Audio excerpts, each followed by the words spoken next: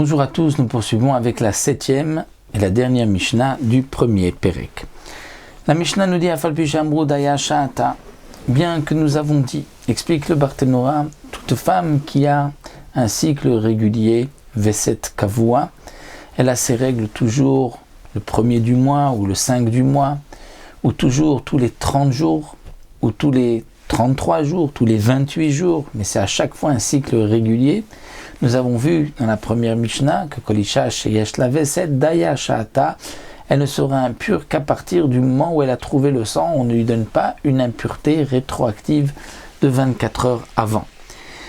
Pourquoi ? Parce que comme c'est une femme qui a un Veset Kavua, donc c'est maintenant le moment où elle doit avoir ce sang, on ne dira pas que le sang est déjà arrivé, était déjà là, et qu'il n'est pas sorti de son corps, mais il était en elle déjà depuis 24 heures, non, on dira Daya Sha'ata.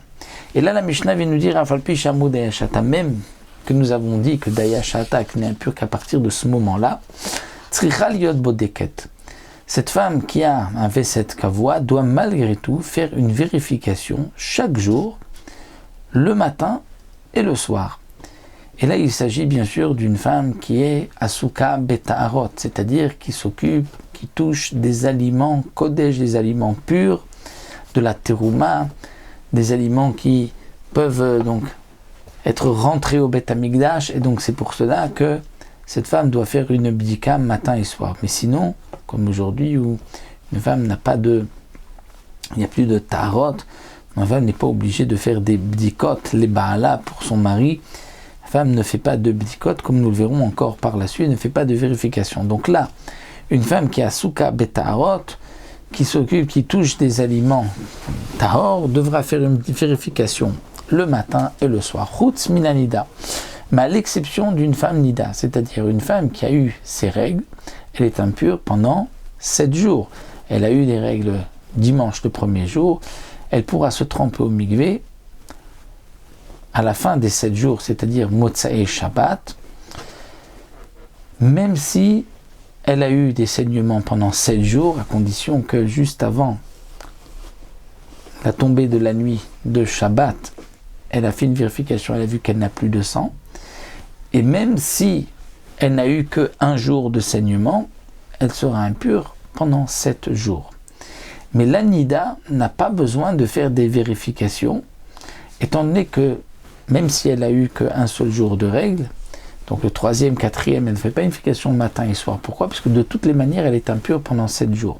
Il ne s'agit pas là des 7 jours Shivan Nekim, des 7 jours de purification, puisque ça c'est pour la Zava uniquement, et c'est lorsqu'on parle de 7 jours de pureté. Là nous parlons d'une Nida qui est pendant 7 jours d'impureté, peu importe si elle a des saignements ou pas, pendant ces 7 jours, dans cette période de 7 jours, elle est considérée comme impure.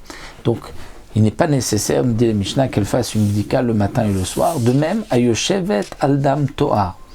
Une femme qui Yoshevet Aldam Toar. De quoi il s'agit ? Comme nous savons dans Parashat Tazria, une femme qui accouche, si c'est un garçon, elle a 7 jours d'impureté, et ensuite elle a 33 jours de pureté. Que signifie 33 jours de pureté ? C'est-à-dire que même si elle a des saignements pendant ces 33 jours, elle est pure.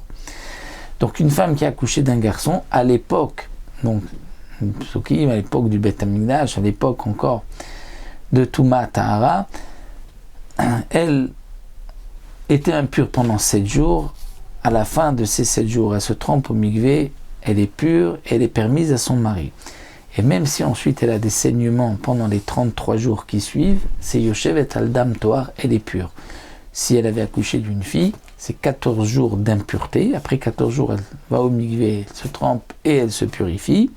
Elle est permise à son mari, elle peut donc il n'y a plus de touma d'impureté, mais elle devra donc, elle a encore 66 jours jusqu'à la fin de 80 jours pour une fille où elle est Yoshevet Aldam Toar. Tout saignement qu'elle aura pendant cette période, ceci est considéré comme du sang pur, tahor, et donc une femme qui est Yoshevet Aldam Toar n'a pas besoin de faire de bdika matin et soir, parce que de toute manière, même si elle a du sang, ce sang est pur.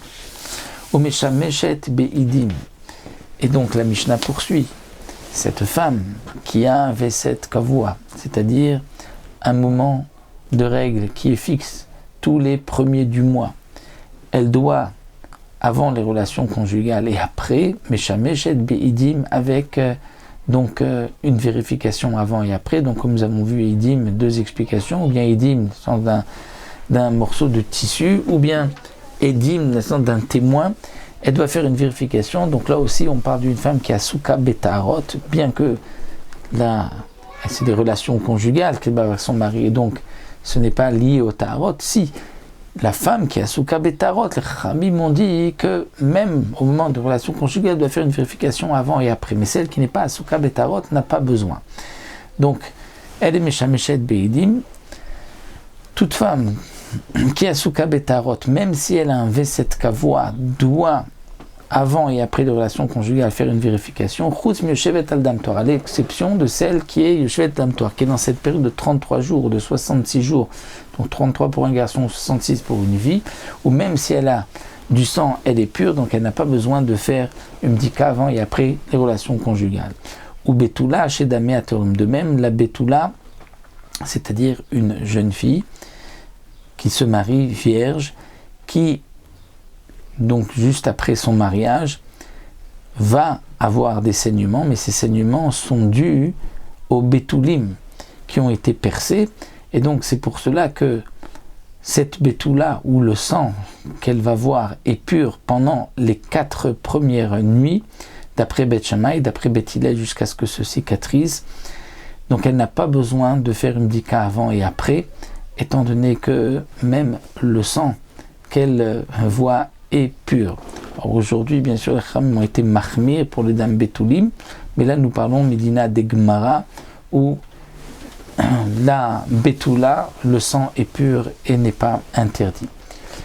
La Mishnah continue, ou Pa'amaim tzricha liot bodeket beshachil ben hashmashot. Comme nous avons vu, elle doit 2 fois par jour faire des vérifications, le matin et le soir. Donc le matin, afin de dire que tout ce qu'elle a touché pendant la nuit est pur, puisque si maintenant c'est pur, donc on va dire tout ce qu'elle a touché était pur. Si maintenant elle est impure, on dira depuis la dernière bdika qui était hier soir, tout ce qu'elle a touché est impur, puisque peut-être juste après la dernière vérification, elle était impure. Donc les Chachamim m'ont imposé à cette femme qui a Souka Betarot, qui touche des aliments purs, de faire une bdika matin et soir, afin de savoir, de connaître le statut de tout ce qu'elle aura touché, puisque sinon, comme nous l'avons vu, on va rendre impur depuis 24 heures, ou depuis la dernière vérification, et comme elle doit faire une vérification matin et soir, donc c'est depuis la dernière vérification. Donc lorsqu'elle vérifie le matin, elle est théora, tout ce qu'elle a touché la nuit est pur. Si elle est tméa, tout ce qu'elle a touché la nuit est impur. Lorsque le soir, elle va faire une autre vérification, si elle est pure, tout ce qu'elle a touché est pur. Si elle est impure, tout ce qu'elle a touché était impur. Et aussi, donc elle doit faire une vérification aussi avant les relations conjugales. Yetera alehem kohanot. La Mishnah termine en nous disant que une femme d'un Kohen a une khumra en plus, c'est qu'elle doit faire une vérification lorsqu'elles vont manger de la terouma. La femme du Kohen peut manger de la terouma, eh bien elles devront faire une vérification avant pour être sûres qu'elles ne sont pas impures, pour ne pas rendre impure la terouma.